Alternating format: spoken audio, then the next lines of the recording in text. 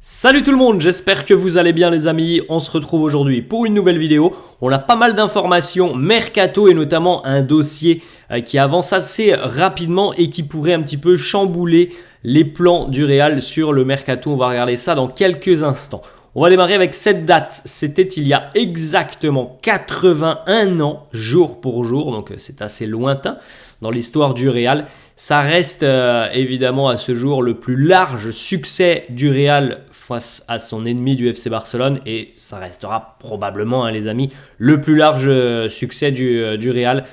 Il y a 81 ans, le Real infligeait un 11-1 au FC Barcelone. On continue les amis avec cette date, ça c'était plus récent. Il y a un an, Jude Bellingham rejoignait officiellement le Real Madrid une saison plus tard. Jude a déjà marqué les esprits du côté de Madrid. 23 buts, 13 passes décisives, champion d'Espagne, vainqueur de la Ligue des Champions, vainqueur de la Supercoupe d'Espagne.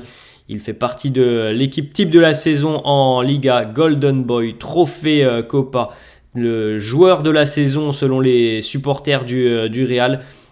Et puis en ce qui concerne aussi dans l'équipe type de la Ligue des Champions, une sacrée signature déjà il y a un an, Jude Bellingham. On enchaîne les amis avec le début de l'Euro, c'est le jour J. Match d'ouverture ce soir entre l'Allemagne de Toni Kroos et d'Antonio Rüdiger face à l'Écosse. On rappelle qu'on a pas mal de joueurs du Real qui seront évidemment sur les pelouses.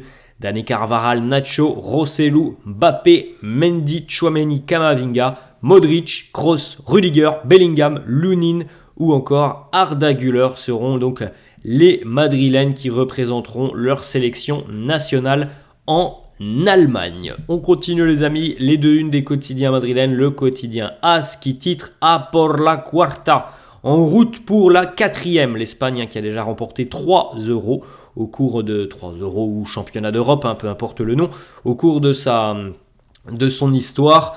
Les deux derniers sont quand même assez récents, on s'en souvient, avec 2008 et 2012, mais l'Espagne arrive quand même avec une sélection plutôt rajeunie, même s'il y a un mix d'expérience et de jeunes joueurs. Ça reste une sélection qui va devoir prouver au plus haut niveau parce que depuis quand même une décennie, l'Espagne a en général des difficultés lorsque elle va affronter des nations qui savent tout simplement affronter l'Espagne, notamment par exemple la Croatie. L'Espagne a beaucoup de mal lorsqu'elle affronte des nations qui tout simplement se regroupent en bloc bas. C'est l'une des grosses problématiques pour la sélection depuis une décennie maintenant.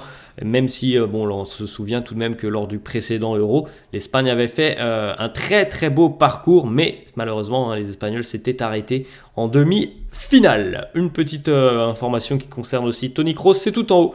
Ultimo baile de Kroos, la dernière danse pour Toni Kroos, c'est parti ce soir. Les derniers matchs de Toni Kroos sur un terrain de football, ça démarre dès ce soir face à l'Écosse.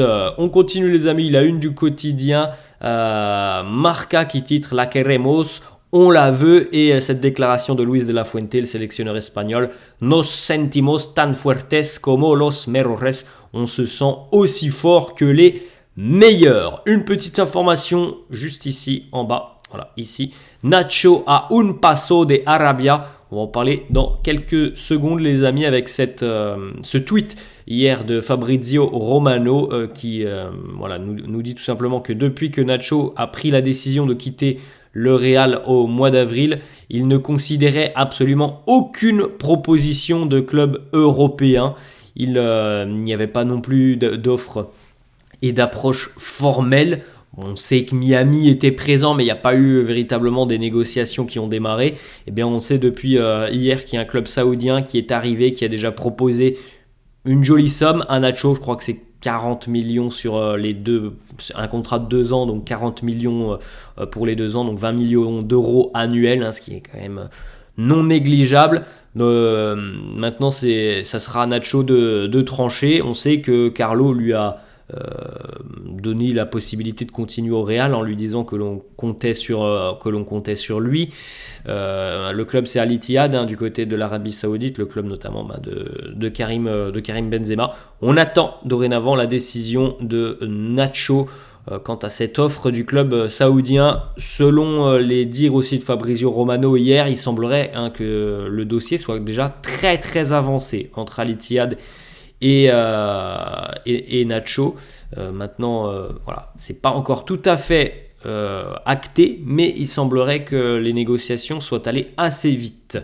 Petite information, Fabrizio Romano a confirmé ce qu'on savait déjà depuis quelques semaines, mais pour Nacho, il est absolument inconcevable d'évoluer en Europe l'année prochaine si ce n'est pas au Real. Pour lui, il n'y a pas 36 options, ce sera le Real ou alors soit les Émirats, le Golfe arabique, ou alors peut-être les États-Unis, mais il n'y aura pas d'autres options pour lui à part le Real en Europe.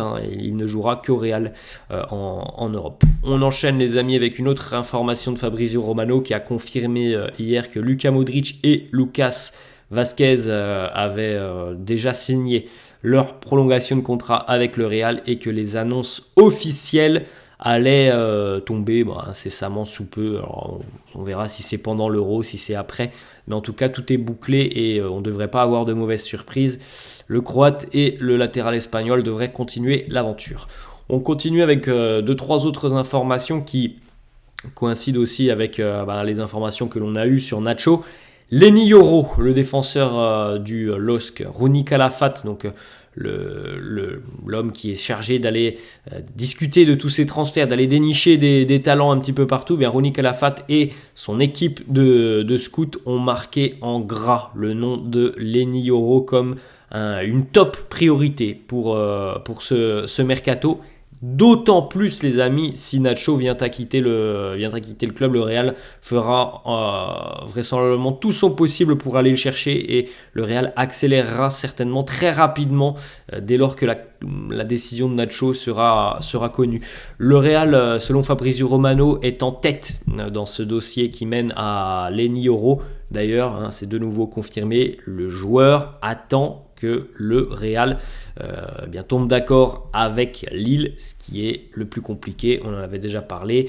Le Real et le joueur sont visiblement déjà d'accord. Maintenant, c'est avec Lille que ça peut poser problème si les Dogs et leur président Olivier Létang sont trop gourmands. Après, on peut comprendre évidemment que du côté de Lille, on n'ait pas forcément envie de brader le joueur qui a un profil assez incroyable. Il est tout jeune et il a déjà visiblement un talent assez exceptionnel. Et puis quand tu as des grands clubs qui arrivent, t'as pas forcément envie de brader le joueur parce que le joueur a une valeur assez importante. Donc c'est là que ça peut être compliqué parce que le Real visiblement n'avait pas non plus envie de dépenser 55 ou 60 millions d'euros pour Lenny Yoro. Mais peut-être qu'il faudra tomber d'accord assez rapidement avec Lille parce que le Real n'est pas seul sur le dossier. C'est confirmé, Lenny Yoro considère évidemment que le Real est son futur point de chute. C'est une priorité pour lui. Il attend évidemment que le Real fasse le nécessaire avec son club. Si le Real et Lille ne parviennent pas à tomber d'accord, il ira sur les autres opportunités qu'il aura. Et il y en a déjà, parce qu'on sait qu'il y a le PSG. On sait aussi qu'il y a par exemple deux grands clubs anglais. Et je pense qu'ils ne sont pas seuls d'ailleurs. Mais on sait déjà que Liverpool et Manchester United se sont manifestés pour tenter d'aller signer Lenny Yoro. Même si pour le moment c'est le Real qui est en tête. Voilà, il y a beaucoup de clubs qui sont autour de ce dossier. Donc il faudra certainement faire très vite. On continue les amis avec la petite pub hier qui a été d'ailleurs relayée sur les réseaux sociaux par Mbappé et par Vinicius Junior puisque les deux joueurs du Real sont présents dans cette nouvelle pub Nike. On retrouve aussi d'ailleurs dans cette pub Erling Haaland et Ronaldinho. Et bien sûr les réseaux sociaux, Kylian est allé lâcher un petit com sous le post de Vinicius avec ce petit émoticône feu et puis Vini a fait la même chose sous le post de Kylian Mbappé, le petit émoticône feu et le petit émoticône du visage qui fume. On enchaîne les amis, on va du côté de l'équipe de France, quelques déclarations de Ferland Mendy qui était en conférence de presse hier. Comme d'ailleurs il le dit, Ferland, c'est assez rare que l'on voit Ferland en conf de presse, il l'a dit hier aux journalistes.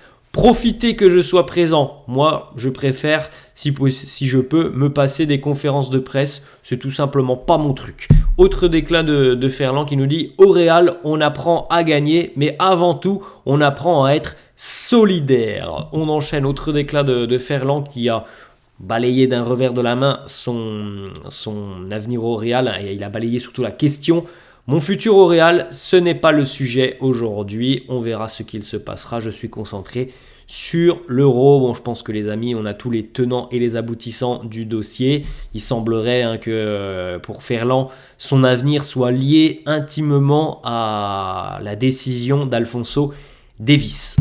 Dernière petite déclat de Ferland sur cette saison où il a été quand même relativement épargné par les pépins physiques. Il nous dit je ne vais pas vous donner de détails, mais pour moi, il n'y a aucun problème.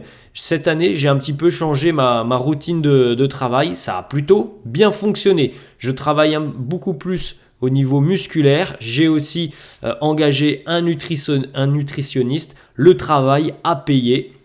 Oui, parfois les amis, vous savez, voilà, ce genre de petits détails, engager quelqu'un qui va t'aider dans tout ce que tu vas consommer, parce que là c'est du sport de très haut niveau, hein, tu peux pas te permettre de manger n'importe quoi.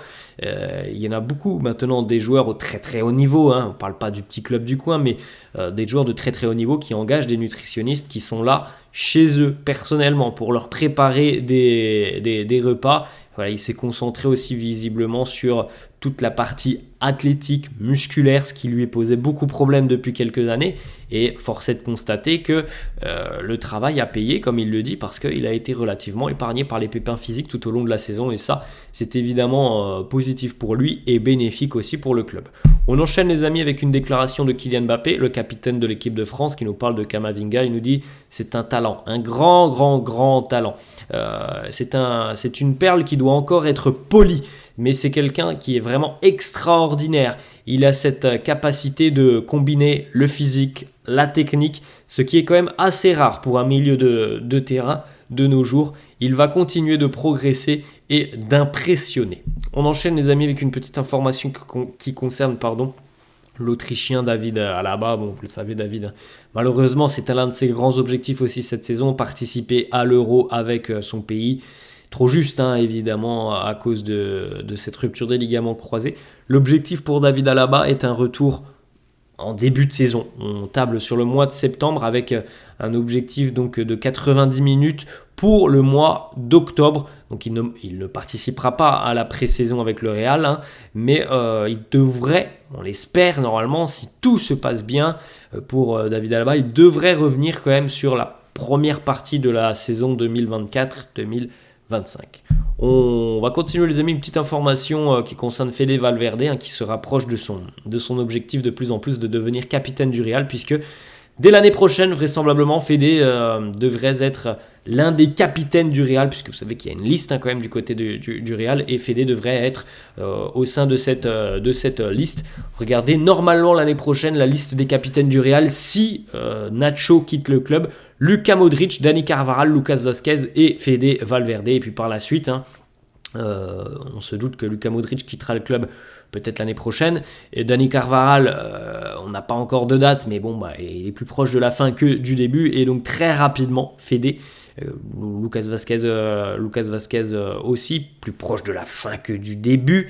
Fede, lui, il est quand même assez jeune, hein, Fede, donc très rapidement, je pense, hein, d'ici 2-3 ans, Fede sera certainement le numéro 1 et le porteur du brassard de capitaine du Real. Voilà les amis, la fin de cette vidéo. J'espère que ça vous a plu. N'hésitez pas, comme d'habitude, à lâcher un petit pouce bleu.